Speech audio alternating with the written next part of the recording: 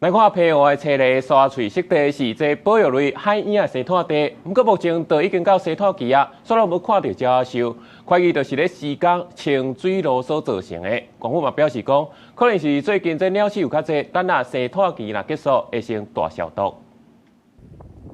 炭生的棲息地用圍起來，也採購是白講袂用入去，現場是佇個澎湖縣青麗沙喙濕地，也是公過海影炭生的棲息地，正正是炭生的時期。18早起現場看無海影，只有迄顆海鳥活動。專家也發現講，往年炭生的高峰期，會用個看到240外艘的這個海影的鳥獸，準確是攏無半艘。第一個是場地的破壞。第二個呢，破壞完以後呢，他沒有去真的進行修復，那小燕窩來的就數量就少。第三個今年很特殊的就是，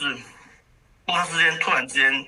可能在5月7號前後就是沒有了，沒有就看不到。專家講，伊11到現場看無半隻海影，以炭生的高峰期看無狀況，等於是整個的族群消失，這是近20年到30年來毋捌發生過代誌。花旗縣府佇炭生季進前進行採砂甲巷道清理的工程，造成這個沙穗範圍縮小，環境改變這個因素造成造收也個施農困難，無排除是人為管理因素造成這個海影炭生失敗。當地的海漂垃圾可能會造成一些齧齒類的動物的一個隱蔽，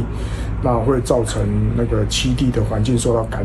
影響，所以小燕鷗就會在第二次下蛋的時間點，它就會移到其他地方去找尋覓更適合的一個地方。都有老鼠，是哦，它會數量很多，這樣都跑出來。不會很多了。官府講，當地清沙礁纜土工程佇去年底已經完工，4月初也捌看到海影出現，委託澎湖野鳥協會來調查原因，提估是這個鳥鼠傷多造成海影族群遷徙。管制期結束了後，也就是8月初入場解決鳥鼠的問題，讓海影會使擱轉來這個青麗沙喙內炭生。記者綜合報道。